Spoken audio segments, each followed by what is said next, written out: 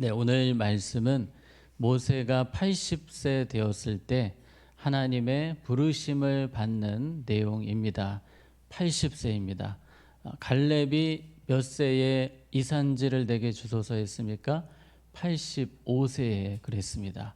우리 이 가운데 80세가 넘으신 분도 계시고 80세 가까운 분도 계시지만 하나님 안에서는 우리가 다 한창 때인 것 같습니다. 모세가 그렇게 오늘 부르심을 받는데요. 이집트에서 잘 나갈 때 3, 40대 아주 잘 나가지 않았습니까?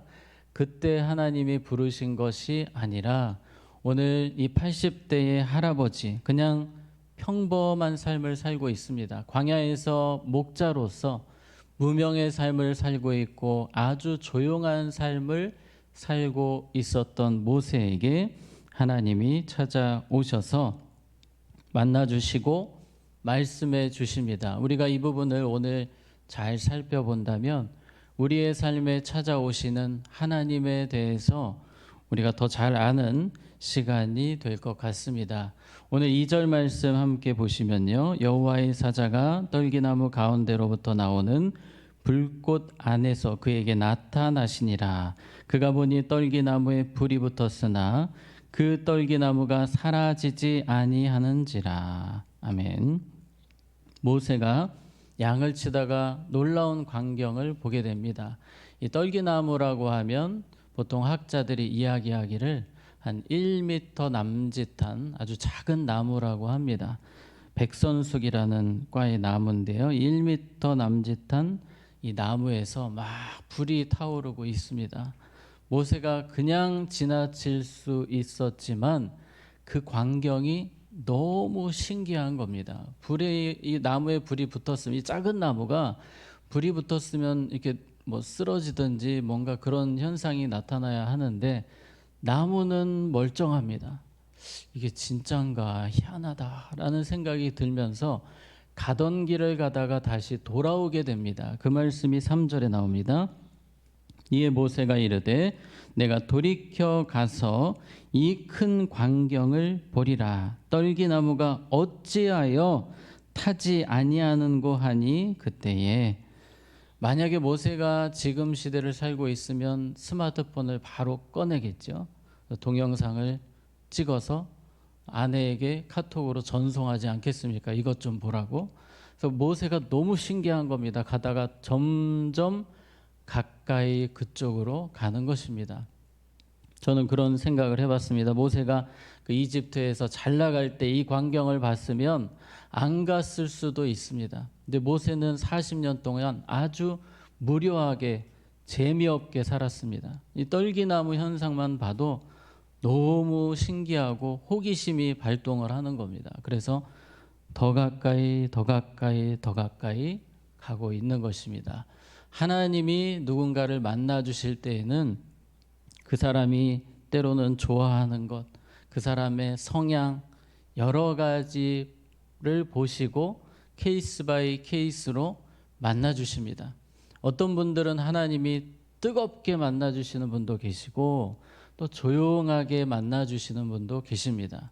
제가 아는 어떤 집사님은 교회를 안 나오시다가 갑자기 오게 되셨습니다. 그분에게 제가 물어봤어요. 어떻게 하나님을 만나셨나요? 어떻게 교회에 오게 되셨습니까? 했더니 아내분이 그렇게 기도를 열심히 하셨어요. 교회 오라고 전도도 열심히 하셨는데 끝까지 하나님 인정하지 않으시다가 하루는 운전을 하고 가시는데 차가 이제 뒤집히는 사고가 났습니다.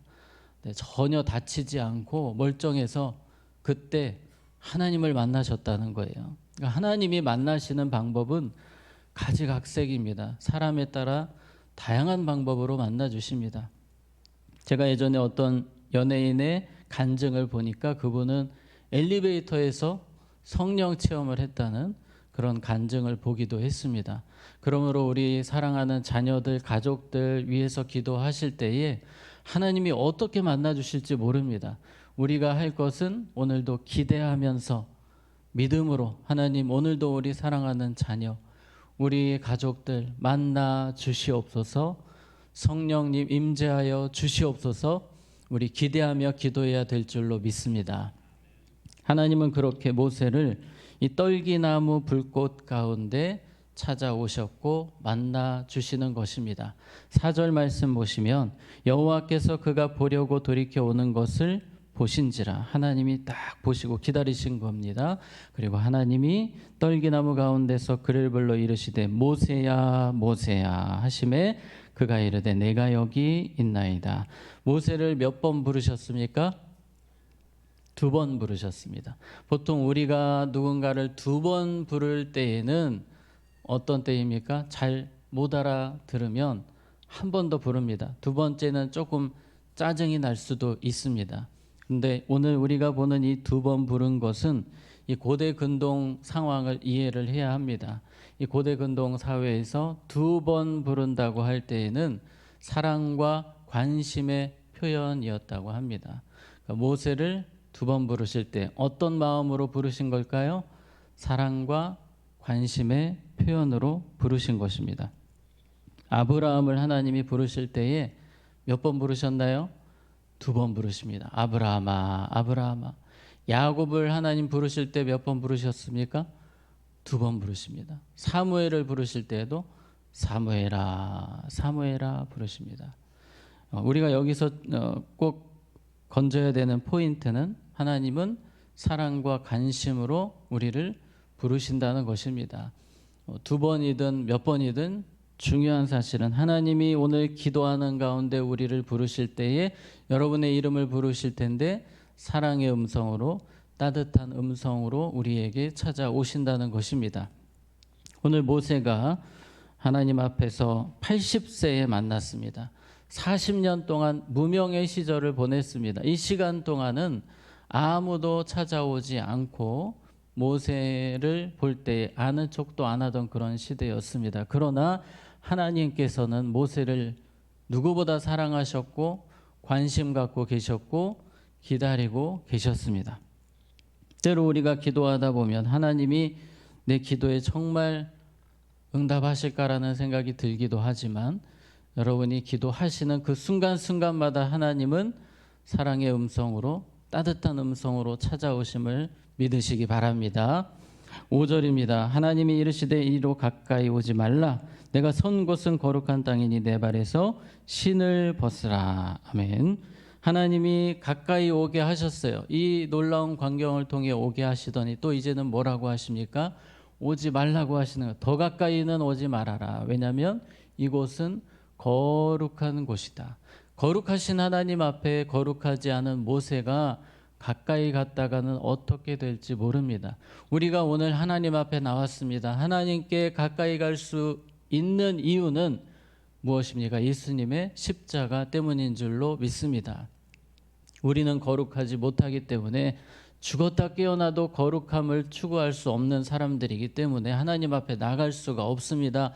가까이 갈 수 없는 사람들이에요. 그러나 십자가 은혜로 우리가 주님 앞에 담대하게 나아갈 수 있고 가까이 나아갈 수 있음이 우리에게 큰 감사의 제목인 것입니다. 하나님께서 모세를 부르실 때에 오늘 말씀에 특별히 신을 어떻게 하라? 벗으라 라고 말씀하십니다.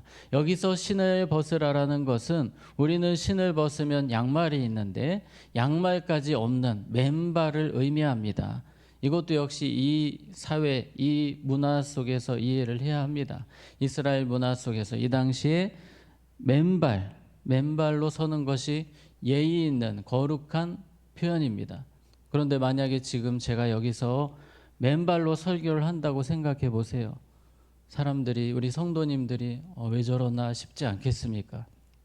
그러나 이 시대에는, 또 성경 시대에는 제사장, 대제사장 분들은 성소에서, 성전에서 일을 감당할 때에 맨발로 사역을 했습니다. 맨발로. 그것이 그냥 그들 문화 속에서는 당연한 그런 모습이었습니다. 여기서 중요한 포인트는 거룩함으로 나오라는 것입니다. 하나님 앞에 나올 때. 그래서 우리 맨발로 나올 필요는 없고요. 거룩함으로, 주님 앞에서 더 정결함으로, 회개함으로 나와야 하는 것입니다. 우리가 십자가 붙들고 나아갈 때 거룩함으로 오늘도 담대하게 주님 앞에 설 수 있는 것입니다. 오늘 주님께서 계속해서 모세에게 이런 말씀하십니다. 7절입니다. 여호와께서 이르시되 내가 애굽에 있는 내 백성의 고통을 분명히 뭐하고 보고 그들이 그들의 감독자로 말미암아 부르짖음을 듣고 그 근심을 알고 보고 듣고 알고 계신다라고 하나님이 모세에게 말씀하시는 것입니다. 하나님이 침묵하시는 것 같았습니다. 이스라엘 백성들의 불만도 그것이었습니다. 하나님은 도대체 어디 계신가? 왜 침묵하시는가 했지만 하나님은 보셨고 들으셨고 아셨다는 것입니다. 우리의 삶에도 마찬가지입니다. 하나님이 오늘 우리가 기도할 때 우리의 모든 상황을 100% 아시는 줄로 믿습니다. 우리가 누군가가 내 마음 조금만 알아주면 기분이 좋습니다. 마음이 열립니다.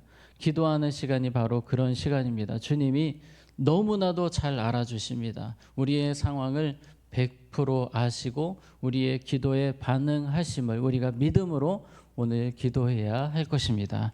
자, 모세는 그렇게 사랑의 하나님, 좋으신 하나님, 거룩하신 하나님을 떨기나무 가운데 만나고 있습니다. 그리고 이 3장을 통해서 하나님의 사명을 전달을 받게 됩니다.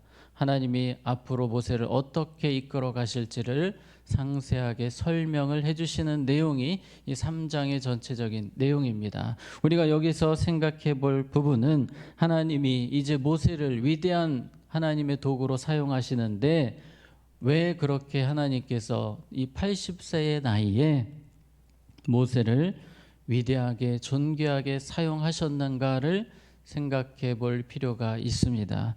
특별히 하나님께서 어떤 사람을 존귀하게 사용하시는지 오늘 두 가지만 살펴보고 마치려고 하는데요. 첫째는 자아가 죽을 때 존귀하게 사용하셨습니다. 40대, 30대 모세는 혈기왕성했습니다. 고집이 세고 자기 마음대로 가는 사람이었다면 지금의 모세는 자아가 완전히 죽어 있습니다. 약해진 모세입니다. 아무것도 할 수 없다고 생각이 드는, 은혜 아니면 아무것도 할 수 없는 사람이 모세였습니다. 그때 하나님이 찾아오셨고 사명을 주셨고 능력을 주셨습니다. 지금도 마찬가지입니다. 내 혈기가 왕성하고 내 고집, 내 자아가 살아있으면 하나님이 일하실 곳이 없는 것입니다. 오늘 우리가 기도해야 될 것은 하나님 오늘도 내 자아, 내 고집, 내 생각, 내 뜻이 다 죽게 하셔서 하나님이 마음껏 사용하실 수 있는 사람이 되도록 우리가 기도해야 될 줄로 믿습니다. 하나님 앞에서 그런 모습으로 살아갈 때 하나님은 우리를, 우리 자녀들을, 우리 가족들, 우리 성도님들을 존귀하게 위대하게 사용하시는 것입니다.